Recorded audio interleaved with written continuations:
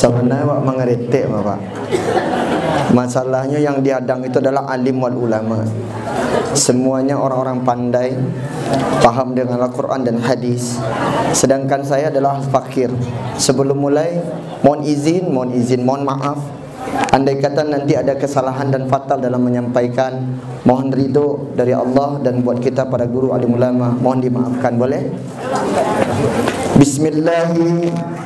Awalan wa akhiran, assalamualaikum warahmatullahi wabarakatuh. Makan sambil jawab salam enggak afdal. Serius, jujur mohon maaf. Karena kalau makan enggak enak, Pak. Serius. Jadi kata guru kita adab jawab salam ada gitu. Ini ngingatin aja gitu. Sama-sama mengingatin yang kecil, ngingatin yang tua bolehlah, jangan yang tua sering ngingetin yang kecil gitu. Kita ulang aja salamnya biar berkah, tinggalin dulu makannya, jangan mangap. Bismillah awal wa akhiran. Assalamualaikum warahmatullahi wabarakatuh. Alhamdulillah alladzi ja'alakumul arda firasyan was samaa bina'an ma akhraja bihi minas samarati rizqan lakum fala taj'alu lillahi andada wa antum ta'lamun. Asyhadu an la ilaha illallah wa asyhadu anna Muhammadan abduhu wa rasuluhu la nabiyya ba'da. Amma ba'du. Allahumma fasallim wa sallim ala hadan nabil karim sayyidina wa habibina wa safiina wa maulana Muhammad. Bagaimana mungkin Rasulullah akan rindu dan kangen dengan kita? Mohon maaf, jawab salamnya sendiri tak kuat dan tak kompak. Mungkin karena terlalu alim. Maka orang-orang terlalu alim ini banyak sombongnya, termasuk saya. Maka jarang untuk berselawat dengan benar. Maka kita ulang nih, sallallahu alaihi wasallam. Bapak, Ibu, para kiai, para ustaz, seluruhnya senior, saya jujur, kaki ini dari tadi malam, dari seminggu kemarin udah gigil bang. Ya. Apalagi di sini hadir guru besar saya di UIN, juga senior saya juga, beliau ngajarin bahasa Inggris saya sampai belepotan saya kemarin. Bacain, assalamualaikum Bang Da dan Bang Novel.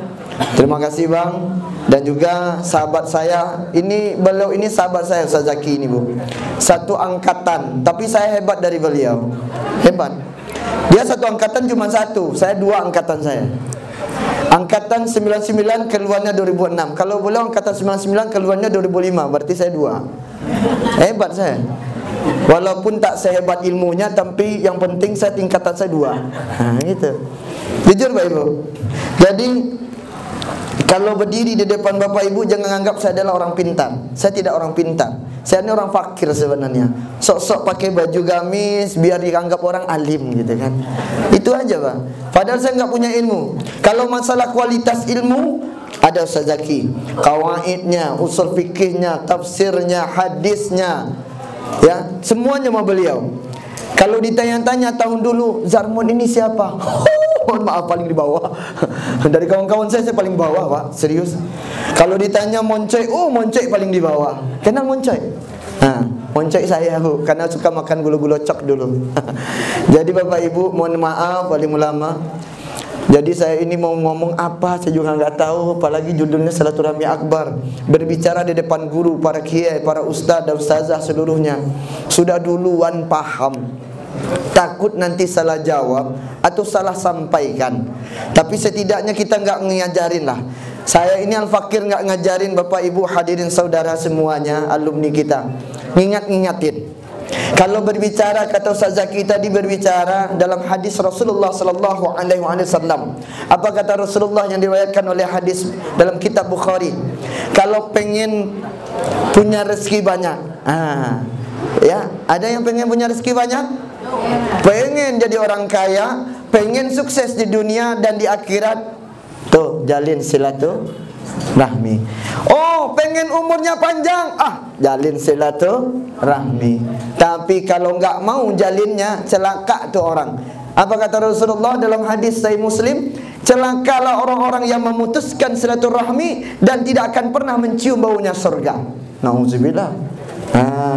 Jadi kaum muslimin yang dirahmati Allah, alumni, saya jujur, kalau pengen jadi orang baik, maka baikkan diri kita dulu sebelum melihat tuh baju orang. Kita ini lebih suka melihat lusuh baju orang. Baju si anu luar biasa nih pakaiannya. Kadang-kadang kita memakai baju dengan kesombongan. Banyak gak kita lupa? Ada yang satu paling lupa bagi kita. Ini ingatin aja. Dari rumah paling kecil, paling dasar kecil, yang paling lupa. Apa itu?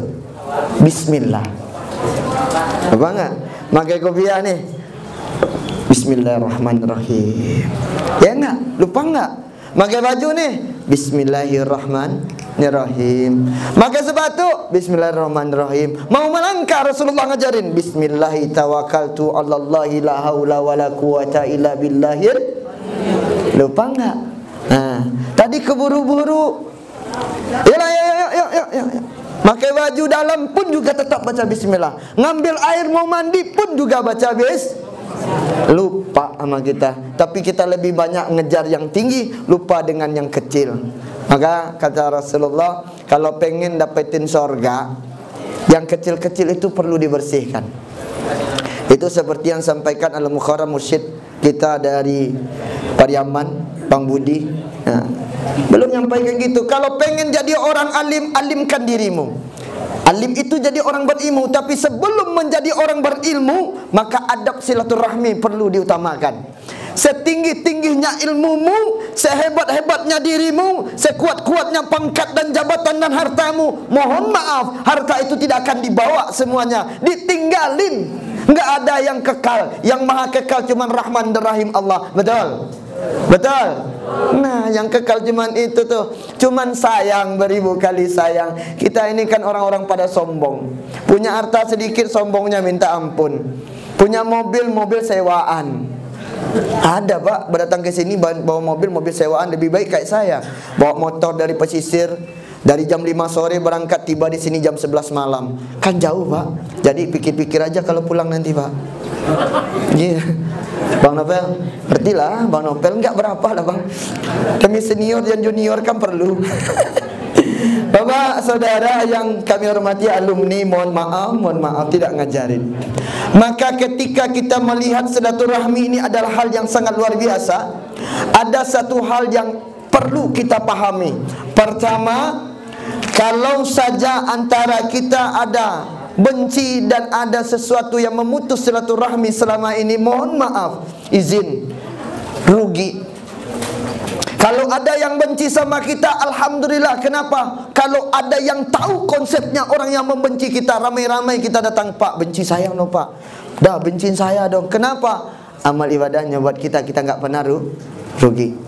Ngomongin kita, oh Buya Zarmon dulu mah parangai mengajar orang jual diang, kini lah pacaran mah dulu risiko aja. Nggak apa-apa Pak. Yang penting amal ibadahnya buat kita. Jangan dibalas. Kalau dibalas sama sabaleh juo baleh wak jinyo. Awak kadang-kadang kan belajar dengan guru awak, tak belajar ilmu dulu dah Pak. Kita nggak pernah diajarin ilmu dulunya. Kita lebih diajari adab. Kalau ada guru ngajarin ilmu, setan lebih tinggi ilmunya dari kita. Tapi orang yang punya adab pasti punya ilmu. Semoga saja nih, karena rindu sama pondok kita, karena kangen sama pondok kita, maka adablah dulu diutamakan. Lihat tuh guru-guru kita dulu. Mohon maaf, yang dirikan pondok kita ini siapa? Syekh Ibrahim Musa. Dipanggil ke Padang Panjang, betul nggak bang? Dirikan nih tawalib.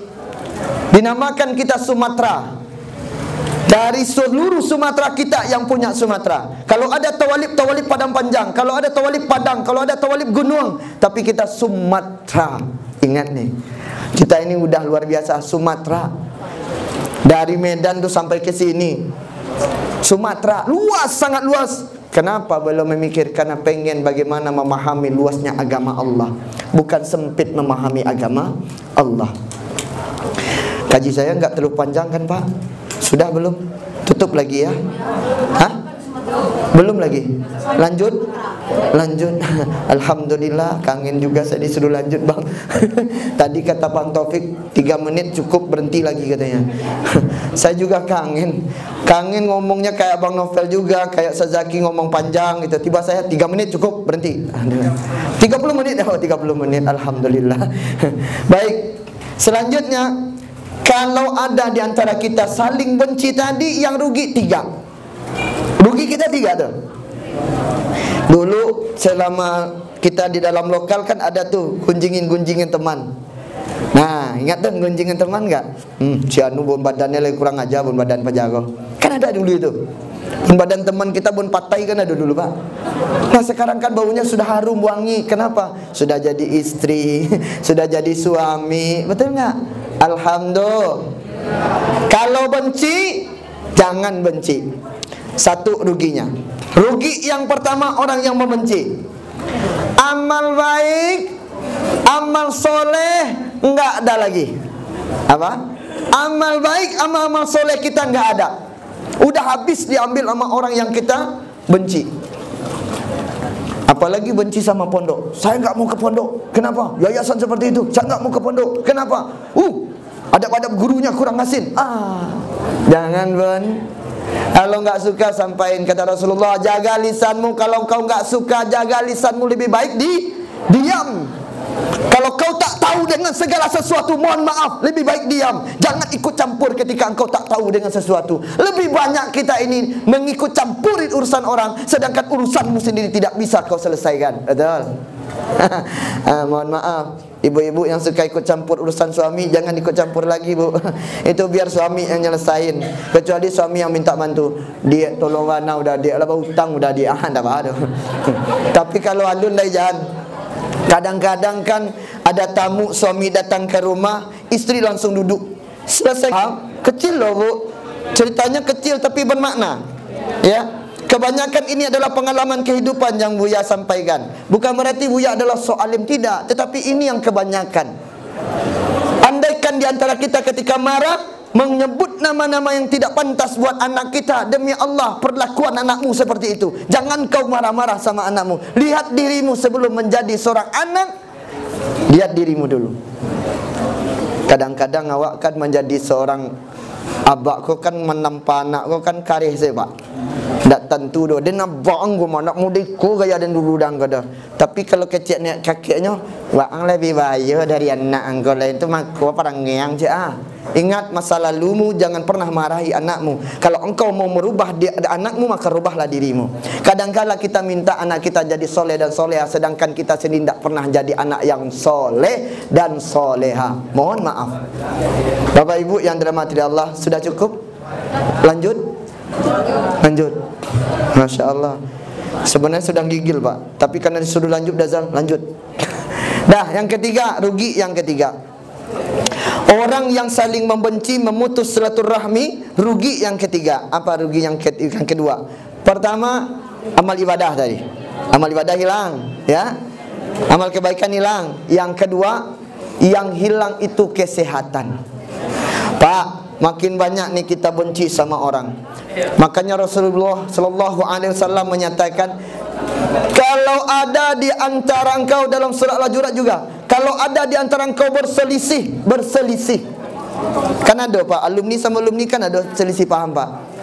Nah, alumni sama alumni ada selisih paham. Wajar lah kan, karena adonan tinggi, adonan bawah, adonan senior, ada junior. Padahal ini Syekh Ibrahim Musa tidak mengatakan ini senior, saya ini junior. Enggak ada. Syekh Ibrahim Musa mengatakan, mohon maaf, yang ada ini mengatakan kalian adalah saudara. Kalian adalah saudara. Kalian itu satu rumah.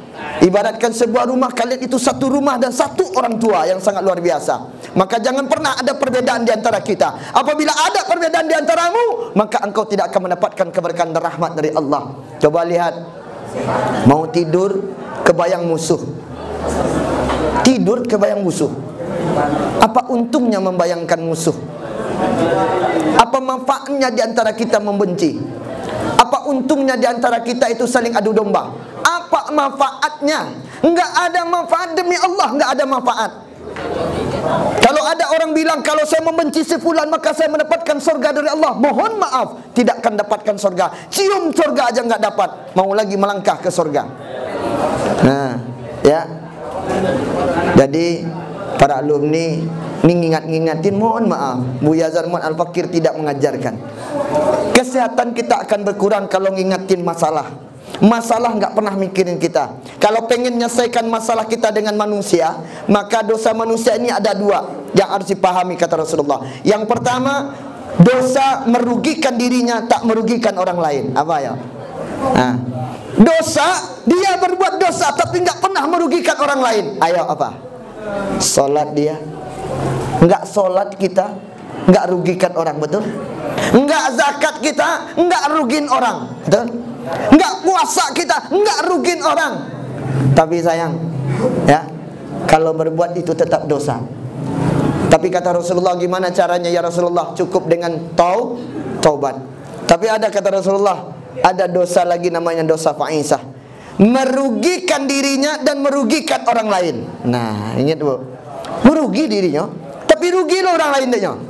Apa tuh bu ya ruginya? Contoh, ibu pakai parfum, ya kan, tercium sama bapak-bapak ini, udah harum metek boleh ini kemana bom balik ke bayangannya. Contoh kayak gitu, terbau, dosa buat dirimu dan dosa buat seorang laki-laki yang menciumnya. Sedikit aja dosa ini sudah bisa menjadi dosa. Yang kedua, merugikan dirimu dan merugikan orang lain. Korupsi, koruptor, rugi bu. Berzina kita rugi, anak gadis orang juga rugi. Mencuri barang orang yang bukan hak kita, nih lihat, perhatikan tuh, rugi. Kata Rasulullah, gimana ya Rasulullah? Kata sahabat, kalau masalah kau, ayo ndak bisa dengan taubat saja. Itu bagaimana cara ya Rasulullah? Nah, kalau pengen tahu, datangin tuh orang-orang yang pernah kau sakiti. Bu, jadi orang kaya jangan sombong, pasti pernah nyakitin orang.